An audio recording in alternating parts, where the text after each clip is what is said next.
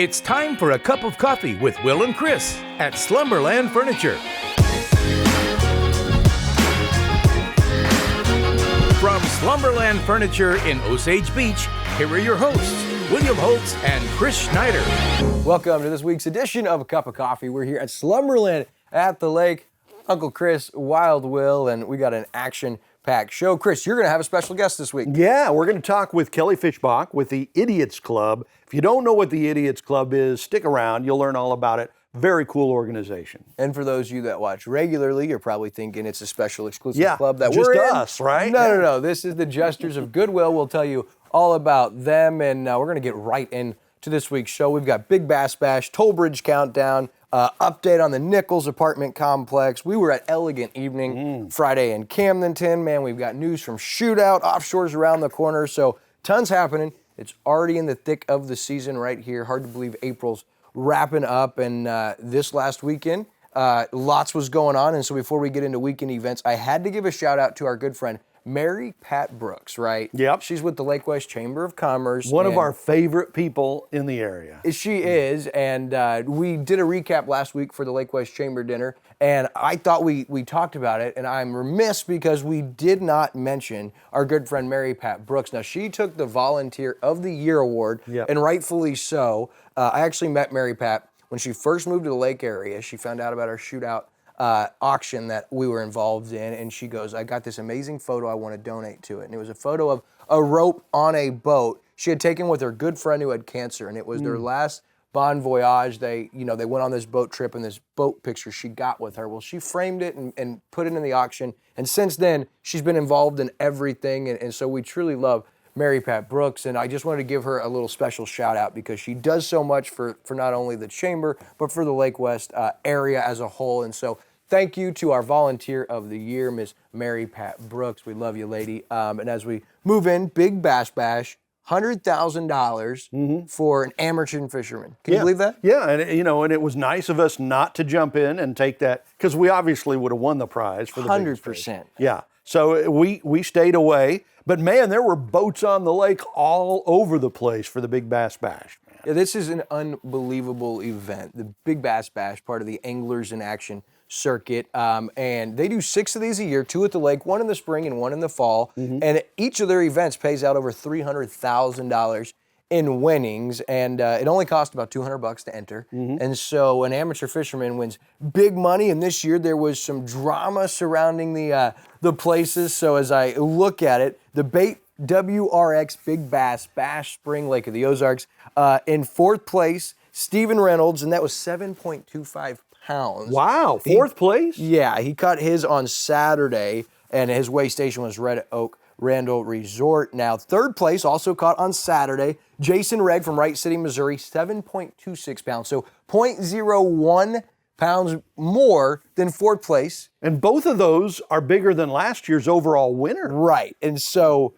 0.01 pounds, difference of $5,000.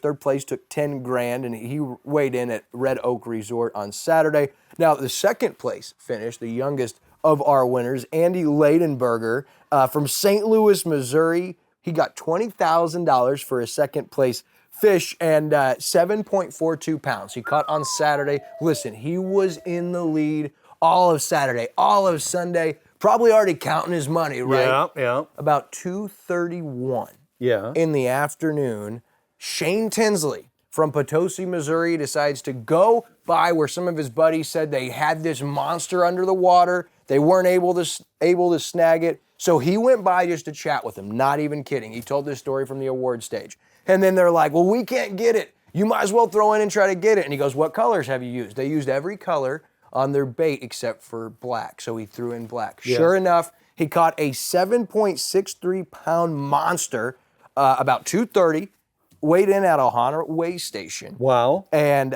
unbelievable story. So for Andy Ladenberger, the young kid from St. Louis, him and his dad have been fishing in this tournament for 8 or 9 years now. I caught up with them. They had told an amazing story, Chris, about the emotional roller coaster and how it's really not as enjoyable to fish in this. All the years we've been fishing in this until you're sitting there and you feel this pressure and this stress, and it was an unbelievable weekend. And again, Shane Tinsley, the winner, he had his net guy, his 2 buddies, and he said from the stage, we're splitting it at least 4 ways. Everyone's getting their cut. And I mean, that's what I love about this event that I'm seeing, how selfless the people are. It really is a team or a grouping where you put in together, and if any of us win, we're splitting it.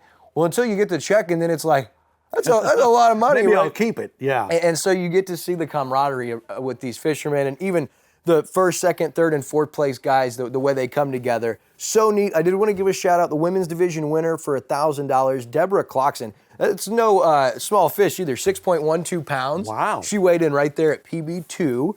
And then Jonathan Pimentel, he was the winner of the Phoenix Bass Boat winner. And this was a cool story because I found the guy on Facebook. The Bass Bash had shared his post. Yeah. Seems like to be a guy of faith. And he had said, my guys and I, my friends, my uncle and I, you know, we were really excited about this weekend. And before the weekend started, he said we prayed together that regardless win or lose, that we would just have fun this weekend. He goes, and after the couple of days, you know, none of us had done that well, but we were still so thankful to get this experience. And we had already went back to our lake house and we were hanging out there and we were just grateful. He said we were happy. We didn't win, we didn't have any money, but we were happy.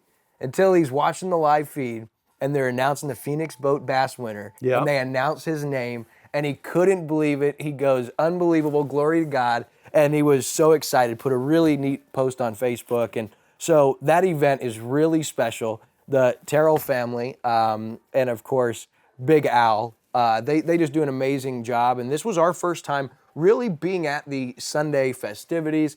I was floored. I was blown away at what they do, how many people they get out there. Free barbecue on Sunday. They got vendor booths. I mean, whether you fish or not, getting out to that big Bass Bash and partaking in the festivities, that's a must attend, and I will not miss that moving forward. Well, and everybody was loving having you out there, right? I mean, you were like the big celebrity out there. Big Al's the man when it comes to the fishing circuit. But yeah, Al gave us some love from the stage, and they're really great family, really great organization. And the fact is, you hold something like this that's family friendly. It's not a crap show. They're very, very mindful of it's a family show. They operate that way, and really cool. So I want to just congratulate everyone involved, all of the winners, and of course, to the guys that took some time after their big wins to talk with us and give us some time. It was just really fun. I was like a little kid in a candy store, like I normally am at these lake events, just so much fun. Had a hard time going to sleep Sunday night. I was so worked up from how fun it was. And they'll do another one in the fall, right? Yep. 2 a year here at the lake. And we're trying to figure out if we'd be able to do a live Sunday broadcast of the awards and festivities, because it's definitely worth seeing. All right, so as we move ahead, the Nichols apartment development, I've kind of been leaving everyone hanging. I'm supposed to talk with developer Jeff Tegedoff on the 24th. I had heard some murmurings over the weekend, unfortunately, that it looked like there's still quite a few vendors that have gotten a little bit of money but haven't been paid in full. Of course, when you hear murmurings like this, I don't know how to substantiate this outside of going to the source, so I emailed Mr. Tegedoff some very direct questions. Hey, is everyone paid? You told me on the 15th of March that everything would be done by the 28th of March, back on track, and that you were meeting with your developer to start remobilization. Has this happened? Are there delinquencies? Have you hit your $20 million of money that he's supposed to personally invest into the project before the financing from the bank would kick in? He was at $17 million when we spoke in early March. And so those questions I put in front of him, and as the time we recorded, I didn't hear back from him. He was going to call me Tuesday morning. He did allude to the fact that he was on an hour flight Tuesday morning and wasn't able to get back to me. So he didn't get to connect, and I don't know whether that's true or not, but when you start hearing murmurings, or as the saying goes, when there's smoke, a lot of times there's fire. And so I wouldn't get a direct email. He did say he wanted to talk on the phone, and he still wanted to keep our 24th call, which of course is a couple of days after we record. So we'll try to keep you posted on that, but you know, this is kind of worrisome for me that you're still hearing murmurings. We haven't got a confirmation that it's 100% back on. You haven't had contractors say we've been paid. And so I'm left to wonder, like, what does this mean long term? And I would guesstimate, or I would think, that if something happens with Nichols, that is not going to bode well for the Lakeport at Oasis project as far as the Ferris wheel and amusement park. So don't have a lot of answers. I didn't hear back from the developer. I can assure you guys I'm definitely pushing. I'm not going to let him off the hook, not just going to let him pass the buck here. So I'll continue to dig. Hopefully we'll have an update next week. I certainly hope so. He said we're going to keep our call on the 24th, which is Wednesday. We record on Tuesday, the 23rd. Of course, by the time you watch this, hopefully I've talked to Mr. Tegedoff and I've got you guys an update. Now, Friday, really cool event. We were able to attend Camdenton's elegant evening. Yeah.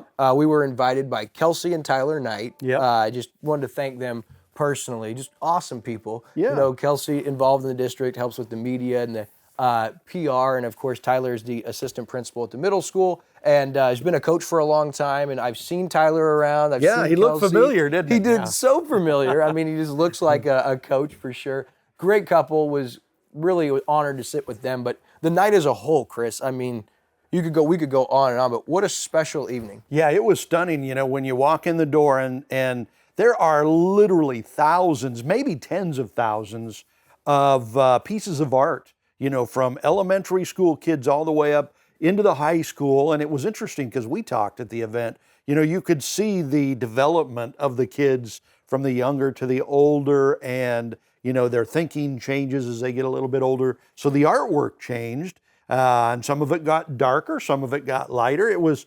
fascinating, but I was stunned at the amount of talent, you know, that was there. And then, you know, it wasn't just artwork. They also had some pottery there. You know, the kids were making the pottery right there in front of us. Some painting was going on. They had choirs and singers and musicians, and it was pretty amazing. Oh, it was powerful evening to say the least. Now, one of the things I wanted to show is they put these, apparently these are an annual thing. I couldn't get over these. So these are all original artwork from the students, and they give you little greeting cards at the table as you get to take these with you. I thought these were just awesome. Yep. So Unique and I got those, but one of the things, Chris, that I took from this event was it was actually a little emotional for me and for Unique, unbelievable level of talent. But what I saw as we made our way through the school, it starts with the younger kids, right, and their artwork, and you make your way through the hallway as you make your way to the main event. And as you get closer to the event, the kids get older, the middle school and the high school kids. And we have to understand that art is a way to express yourself. And for young people, this is a great outlet for them. And as we made our way, not only did the skill set get greater, but the emotion behind it got a little darker, a little deeper, you would see. And so what I took from this is these kids are incredibly talented, but oh boy, are they hurting and dealing with things that we didn't deal with when we were in school. And I think they're crying out for adults. Some of them are, most people, definitely. you know, and not all of them, but I got a chance to speak with a handful of administrators with Camdenton. I got a chance to speak with a couple of district parents whose kids are going through stuff, and I thank them for their confidentiality and confiding in me on that. And it is clear that kids are hurting and dealing with pressure and stresses that we didn't. And so I think about why maybe. We know for adults how doom and gloom the world is right now, right? I mean, it's like it's never been before. And so for kids, they've got access to that. They've got phones and social media that run their life, and so they get to see how divided the culture is around them, how divided the left and the right, how divided the believers or non-believers, how divided the pro or against abortion. I mean, you name the topic, right? There's hundreds and thousands of them out there. And I happened to see one piece of art that was unbelievable. It was a freshman, Autumn Burrick, I believe is how you pronounce her name. And it was this flag, as you see here on screen, and there was two sets of hands, one on each side, just holding the flag, and it started to rip at the threads. And this is a 14-year-old kid. So as you look at that, what do you take from that? What do you think they're meaning by that? And a million different things could be, but we think about as adults, our country is literally being ripped at the threads right now before our very eyes. And to have a 14-year-old child depict that and express that through her artwork, it was moving, it was beautiful, and it was sad. Yeah. You know, because they mean it's still that. affecting That's you there, what they see and what they're expressing, and I couldn't look away. Yeah. I couldn't look away, and I'm telling you, it was moving. I got emotional over dinner because it was so good. I started to cry. Thank you for changing the mood for me, because dinner was also incredible. Was good, and the kids cooked it, right? They cooked it, they sang, they performed, they spoke.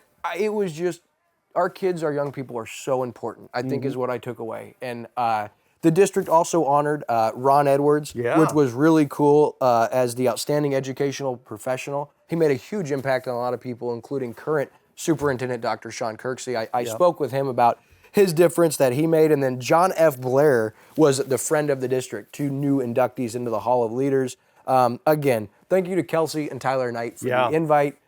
Thank you to the kids. Unbelievable. You guys are so talented and gifted, and you guys deserve to know that. To the teachers and educators that help them and are leading them, amazing. I was just shocked at how special that night was. And to Dr. Sean Kirksey, who kind of is behind the whole thing. And he is kind of a student of and a product of the two guys that went into the Hall of Leaders this year. You know, they're heroes to him. And I was surprised also of the faith of all of these people. They all talked about their faith and how important God is to them, and it always has been in their careers. No doubt. And there's a lot of, it's the Education Foundation, the Camdenton R3 School District Education Foundation. And there's board members and presidents, and our own Maddie Stamm. I was just going to say that. An award. Maddie Stamm, she won the Communications Award there at Camdenton, and she couldn't be there because they've had a family medical issue. So I got her a thing. Next time I see her, I'm going to give her a program. And by the way, Maddie's a part of our staff now. Yep. She's so talented, and she's just graduating high school this year. Yeah, so just so many great things coming out of that district, and it was on full display. Really cool to see, Chris, because we love sports, right? Yeah. We don't get to see the other side, some of the stuff that's also meaningful and impactful, and maybe more so in some instances. Yep. So that was just special, and then also we look at things coming up. Look, the toll bridge. Everyone's talking about that. It's time. Yeah, like next Tuesday. Yep. Like coming up, they've got a ribbon cutting or a proclamation ceremony at JB Hooks at 10 a.m. And as of the 30th at noon, if not earlier, there is no more tolls. So we're celebrating that in our household and in our organization because, man, we spend a lot of money on tolls. Yeah, you do. And we're going to be over there on Tuesday, so we'll probably do something live for you on Facebook when we're there. Yes, great point. So we'll be streaming that live to the Lake TV Facebook page. The proclamation with Lieutenant Governor Kehoe, Mayor Dennis Newberry from City of Lake Ozark. It'll be a special event. I'd recommend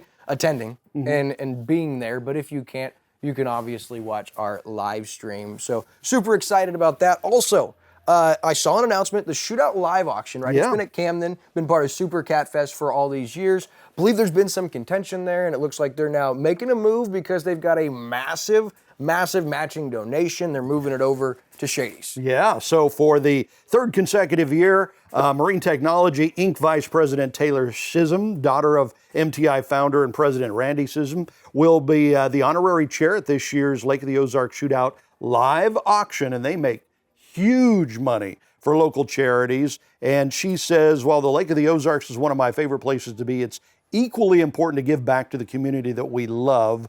Shootout not only helps 40 plus charitable and nonprofit organizations across Camdenton, Miller, and Morgan counties, but has substantial economic impact as well. What a great person to be involved in this. Oh, and it's, she's the last 2 years, and they've got this huge donation. They've got MTI and the Scism family behind it. And, the Shootout live auction, it really is the core of the fundraising efforts, right? Yeah. We're talking $250,000 or more this event has grown to. And so this is monumental, and there's been some changes, and we're going to tell you more about the changes surrounding the Shootout and Offshore here in just a minute. We owe you a commercial break, and on the other end of that, you're going to have Kelly Fischbach with the Lake of the Ozarks Idiot Club right after this.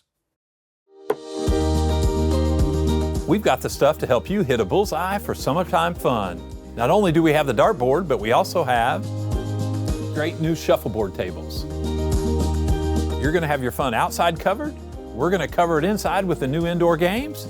And we're going to have lots of places to sleep for your guests. You need to come check out our new shipment of sleeper sofas and sleeper sectionals. Come check us out, Slumberland Furniture, where we're bringing happy home.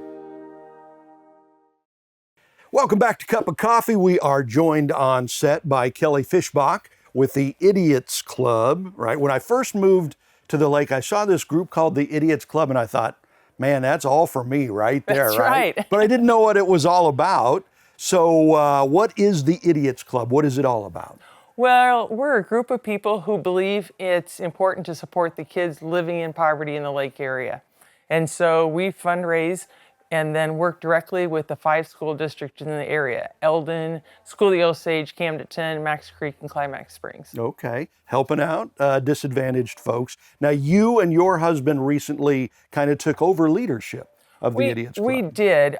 2 years ago, Denny and Dana talked about it's time to change leadership and that sort of thing. And I had just retired from teaching at the School of the Osage. Okay. And I'd witnessed what a difference the Idiots Club made for the kids that were in the school that I worked in.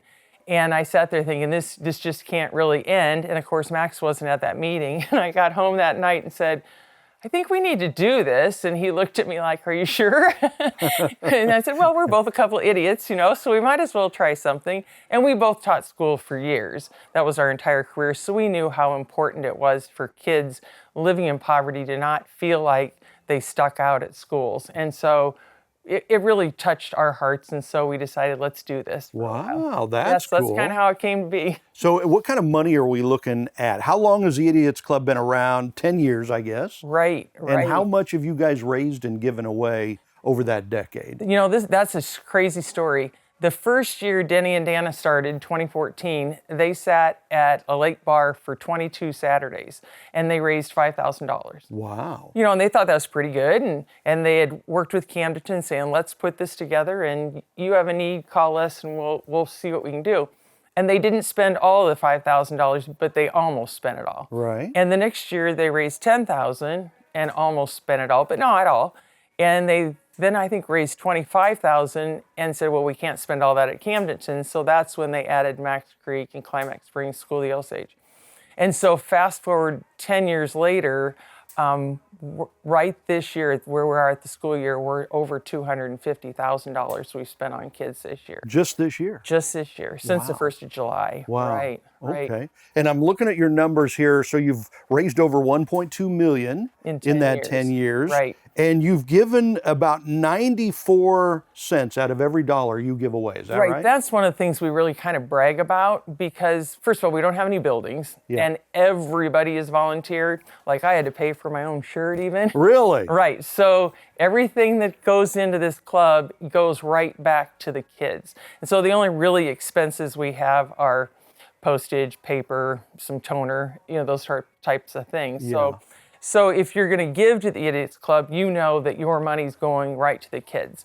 Plus, we have a really great vetting process in that the counselors make sure that the kids are actually on free and reduced lunch before they actually make a request. So we know that those kids have been checked out by the people that know they need it. That is so cool that that you've broken it down. 94 cents out of every dollar goes to the charity that people are giving for, because you've got some of these organizations, most of them are big national organizations, where that's not the case. I mean, it's kind of a 50-50 breakdown or less, so you guys are basically giving all that money away. And in order to raise that money, how do you do that? How do you raise the money? Right, well, it's kind of a crazy story that we're never quite sure where this money comes from.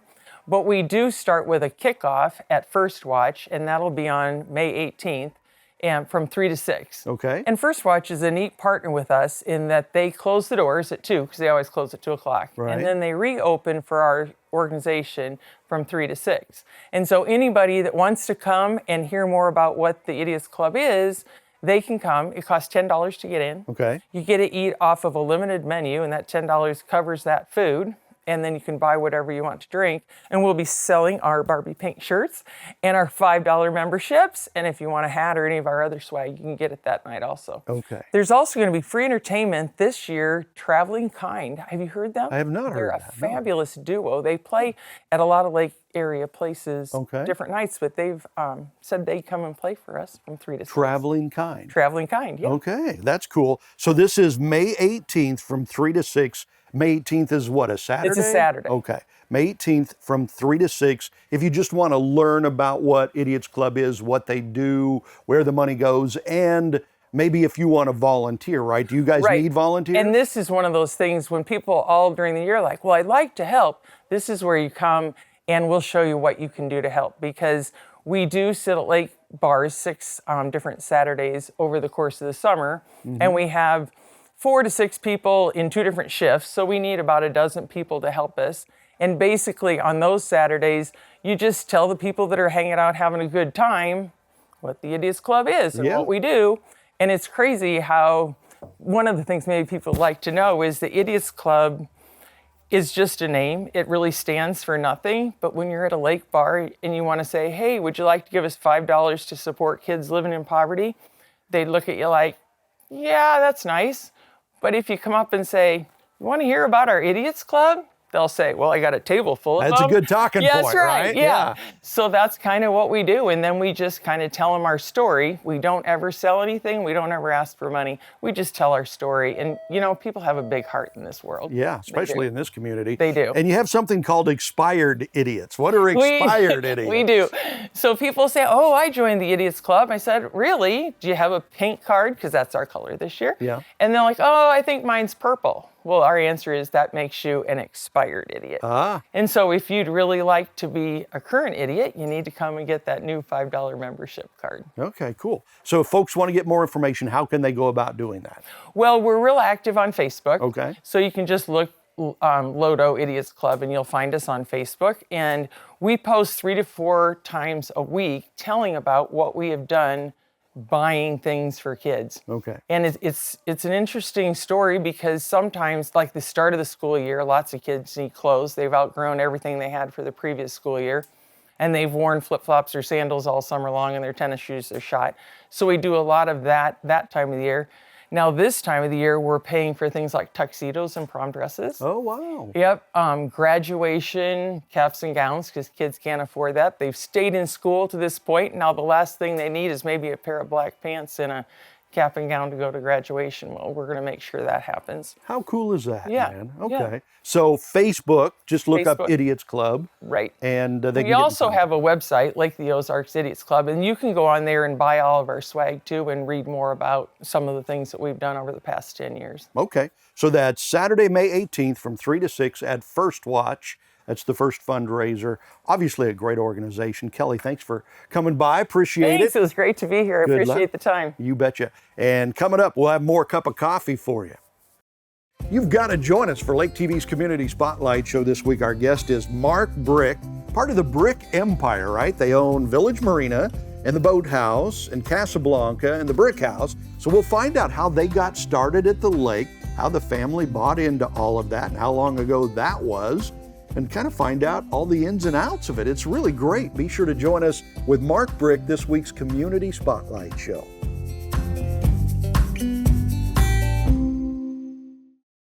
Gosh, I love this community. You got Kelly Fischbach, Lake of the Ozarks Idiot Club. We love them. And then the Bricks. You have Mark Brick on the Spotlight Show. You don't want to miss it. What a neat family the Brick family is. Yeah, you know, I love talking to these people to find out where they came from, right? So the Brick family came from Iowa. Dad was a lawyer, and they say, hey, let's buy a marina down at the Lake of the Ozarks. Great story. You got to watch that. Don't miss Lake TV's Community Spotlight Show every single day at 9, 3, and 9 on all Lake TV broadcast and streaming platforms. So Shootout, we told you a little bit about that, but listen, Shootout Offshore, for previously Lake Grace, it's right around the corner. And the reason this is so exciting is because this is the second stop on the International Racing Series. That 6 stops for the standings, the points, the national championship. Stop number 2 here at Lake of the Ozarks, and it starts on May 29th with a parade, a boat parade and street party on the Strip. You're going to have a vendor village pre-party at Camden on the Lake and Shady Gators on Thursday.